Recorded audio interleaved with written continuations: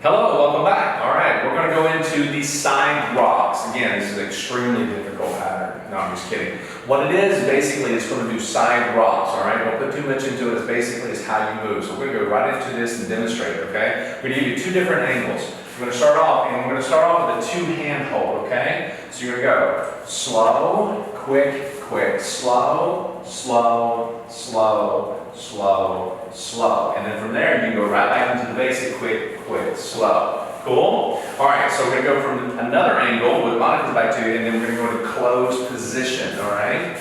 So closed position here or swing position, either way works, okay? So here we go, basic and slow, quick, quick, slow, slow, slow, slow, slow, quick, quick, slow. See, nice and easy. So ladies, you get an idea of what Monica's doing. She's just swing and sway. And guys, you're kind of doing the same thing, but it has to start with you. So if you need more detail on that, go to private lesson style videos. Other than that, go have fun, enjoy, all right? Practice, practice, practice. And once more, breathe.